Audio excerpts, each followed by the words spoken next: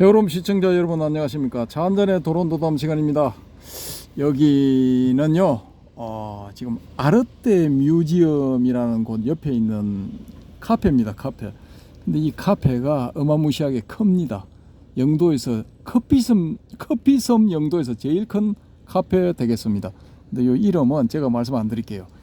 이 아르떼 뮤지엄은 공적인 장소니까 그 아르떼 뮤지엄을 지도에서 검색을 하셔가지고 그 바로 옆에 붙어 있는 카페입니다.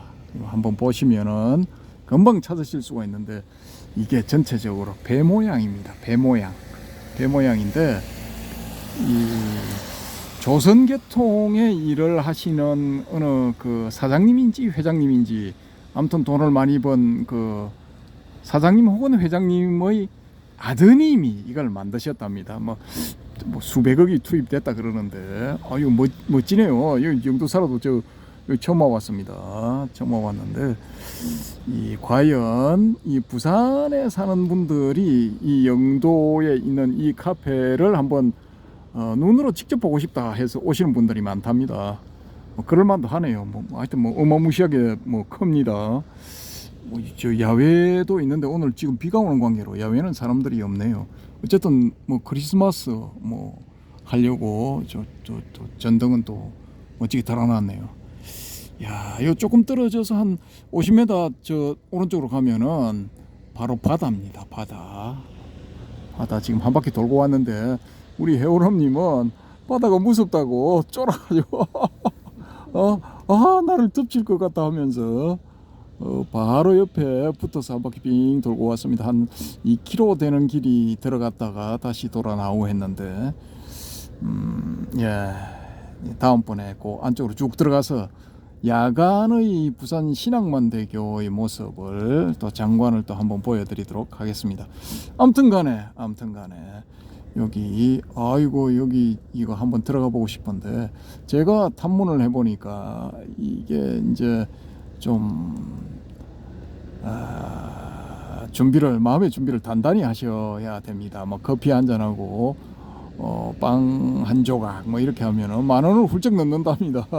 거의 20,000원에 육박한다 그러니까 조금 거시기 합니다. 아무튼 그렇고 오늘의 도론도담은 이 임재종의 그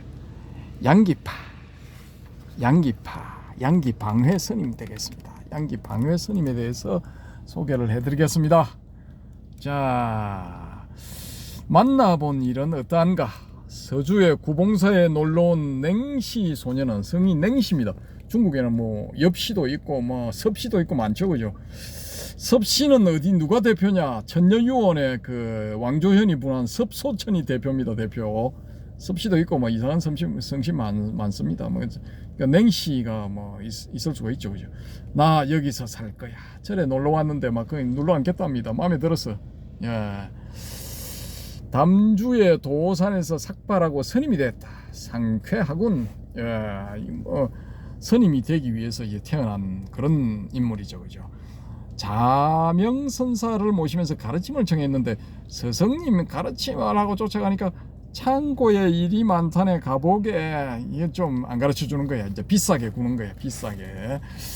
매번 미루기만 할 뿐이었다. 스승님 가르침을 하니까 나중에 자네 자손이 천하에 퍼질 것인데 뭘 그리 서두르는가. 뭔가 아는 선사님이죠. 그런데 비가 오는 어느 날, 오늘은 꼭 말해 안 하면 알지, 멱살 잡고 이제 흔든 겁니다. 멱살잡이. 이럴 용기도 있어야 돼. 깨를 하려면 이런 용기도 있어야 돼. 사부의 멱살을 잡고 흔들 용기 있어야 돼. 돈 내놔라고 흔드는 놈 호로자식이지만은 깨를 주시오 하면서 흔드는 이런 건 이제 효자죠, 그죠? 자, 자명선사의 한마디에 깨달음을 얻었다. 자네도 이 일을 알지 않나? 그만둬 하는 순간 이게 이제 견성성불 해버린 거죠. 하고 감사합니다. 정말 감사합니다. 자기 안에 있는 뭔가를 이제 발견한 거야. 예. 일단은 안에서 발견을 해야 됩니다. 자, 그 후 원주의 양기산 보통선언에서 가르침을 폈다. 자, 물살 급한 강물에서 낚시를 하면 어찌해야 큰 자라를 낚을 수 있습니까? 하니까 허공 밖으로 손을 내밀어야 하는데 세상 사람들이 아무도 모르는구나. 동문서답 같죠, 그죠? 동문서답. 자, 아는 일은 어떠합니까? 그러니까 구름이 고갯마루에서 일어나는군. 이거는 뭐 서문 동답 같은 이야기입니다.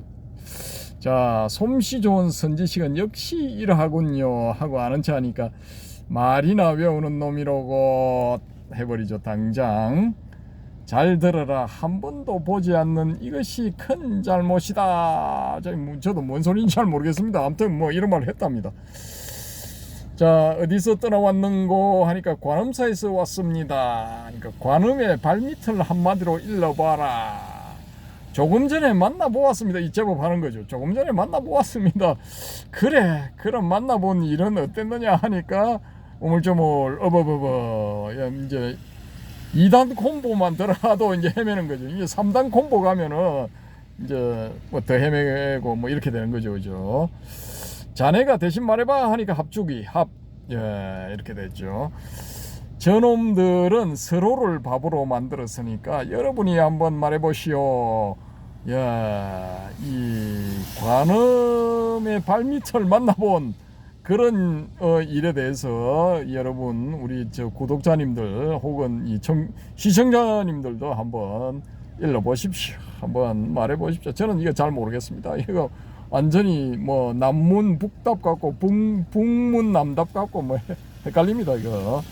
자, 어쨌든 간에 이거 이 냉시 소년이 이 출가를 해서 된 양기 방회스님 대해서 만화로 일단은 살펴보았습니다. 그리고 이제 그 내용을 텍스트 부분 쭉 이렇게 살 넘기면은 텍스트 부분이 나오죠. 그죠? 양기 방회스님 992년에서 1049년 주로 이제 11세기 전반에 활약을 하신 분이죠.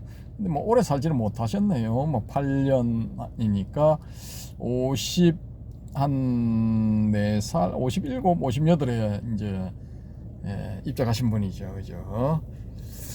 자, 22살에 출가한 초원은 어머니의 권유로 행각에 나서 분양 선소 선사를 찾아갔다. 분양은 초원의 입시를 허락하지 않았는데 이상한 것은 초원을 대할 때마다 온갖 욕을 할 뿐만 아니라 다른 선사들을 비난했다. 이런 식으로 2년이 지나자 초원은 비록 말이긴 하였지만 강력하게 가르침을 줄 것을 분양에게 요구했다. 여기까지만 보시고 자, 또 이 경치를 한번 보시겠습니다. 이거 뭐 글자 보는 것보다 이거 보는 게 훨씬 이제 낫죠. 그죠? 피로도도 덜하고 흔들리는 화면으로 글자 보시면 피로하죠. 그죠? 자, 여기서 제가 읽어 드리겠습니다. 아이고 수평이 어느 쪽이 수평인데 수평이 이제 맞네요. 그러자 분양은 크게 화를 내며 이 죽일 놈이 이제 날 비방하는구나 했다. 그리고는 몽둥이를 들고 때리면서 내쫓으려 하자 초원이 사과하려고 입을 열었다. 이때 분양이 손으로 초원의 입을 틀어막는데 그 순간에 초원은 크게 깨쳤다. 이 내부에 있는 뭔가를 발견한 겁니다.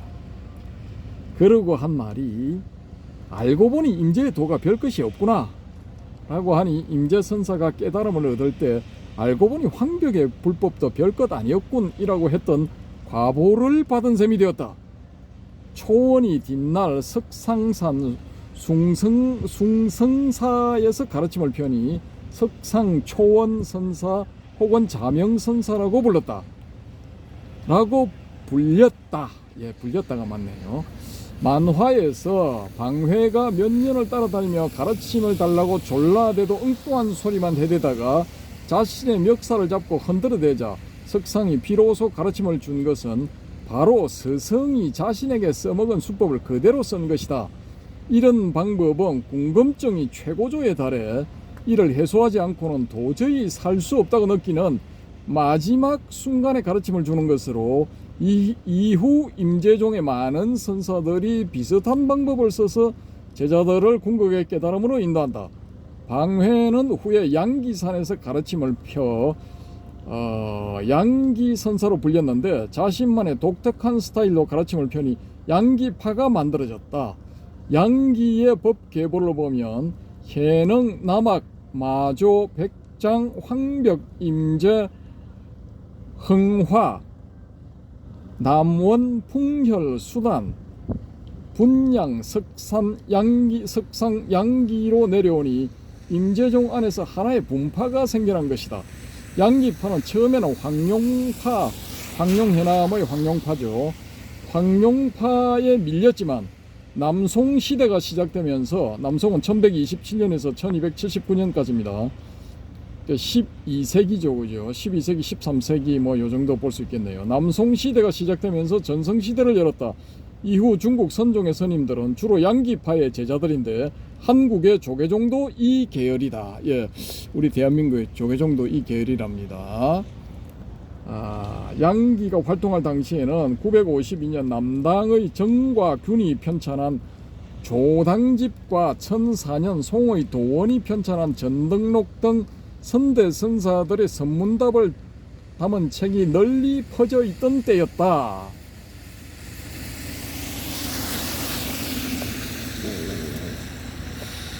이야, 여기도 조명의 색깔이 좀 변하는데 좀 단조롭네요. 좀 화려하게 뭐 다양하게 이렇게 변하면 더 좋을 것 같은데 좀 그렇습니다. 아무튼 이런 책들이 나오기 이전에는 선대선사들의 선문답을 알고 싶으면은 전해줄 사람을 직접 만나야 했지만 이제 책을 통해 보다 쉽게 접할 수 있게 된 것이다. 제자들이 양기의 법문을 모아 만든 양기록을 보면 선문답할 때 할과 방을 사용하는 것이 나온다. 그런데 방의 경우 실제로 몽둥이를 사용하는 것이 아니라 30방을 맞아라고 말하는 식이다. 이는 실제로 몽둥이를 휘두르던 덕산방이 변형된 형태로 임재종에 수용된 것을 말하는데 당시의 사회 상황과도 관련이 있는 것 같다. 이제 저의 내피셜이죠.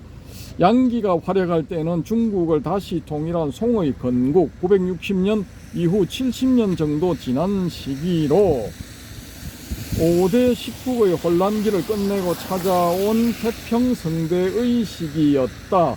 따라서 이런 사회 분위기가 선종에도 반영되어 실제로 몽둥이로 두들겨 패는 방식이 말로 패는 방식으로 바뀌었을 가능성이 높다. 뭐 저의 내피셜입니다. 어디까지나. 여하튼 양기가 선객들과 문답을 벌인 것을 보면 과격한 은행은 하지 않지만 조금도 거침이 없는 시원함을 느낄 수 있다. 만화에서 보듯이 선객들은 자신들의 질문에 대해 그 자리에서 바로 대답을 듣거나 혹은 자신이 터득한 수준에 대해 즉시 판정을 받을 수 있다는 것 때문에 양기에게 몰려들었을 것이다. 예, 저의 내피셜. 자, 사실 양기가 나오기 이전에 임재종은 겨우 명맥을 유지하고 있는 상황이었다. 임재의 뒤를 이은 흥화 존장은 남원 해용마늘, 남원은 풍혈연소마늘, 풍혈은 수산 성염외 일명마늘, 수산은 분양마늘, 분양은 석상마늘 길러내는데 그쳤다. 곤란했던 사회 탓인지 법안종과 운문종에 눌려있던 임재종은 양기라는 큰 인물이 나오면서 제2의 전성기를 맞게 된다. 그러니까 인물이 나야 됩니다. 인물이. 이렇게 이제 사실 선종의 역사를 보면은 그 밑에 훌륭한 인물이 나오느냐 못 나오느냐 그게 따라서 이 흥망성쇠가 결정되는 그런 경우가 많죠, 그죠? 교정도 뭐 그런 측면이 조금 있기는 한데 그래도 교정은 이제 뭐 교리가 있으니까 명맥을 유지를 하는데 이거는 불립문자잖아요. 불립문자 직지인심이니까 교회 별전 뭐 이런 거니까 제자가 이게 최소한 스승급으로 깨치든지 아니면 그보다 더 뛰어나든지 이걸 못하면은 망하는 거야. 대가 끊기는 거야. 아니면은 비실비실하고 뭐 겨우겨우 명맥을 유지하든지 뭐 그렇게 되는 겁니다. 요 선종의 특징이죠, 그죠? 자, 이게 뭐 이제 배처럼 생겼는데 카페에 1층, 2층, 3층, 4층까지 있네요. 4층까지 있는데 아무튼 뭐 거대합니다. 예, 거대하고 저기서 밖에서 보면은 요 밖에서 이 여름날 이렇게 보면은 바다도 감상을 할 수 있고 뭐 그렇게 되는 것 같습니다. 예. 그럴 목적으로 이 바닷가에 이 거대한 카페를 만든 것 같습니다. 이게 수백억이 들었답니다. 수백억이. 근데 수백억이 들었는데 이걸 과연 소위 말해서 수지를 맞출 수 있을지 참 궁금합니다. 예, 이상 아르떼 뮤지엄 옆에 있는 군함 모양의 거대한 카페 옆에서 말씀드렸습니다. 감사합니다.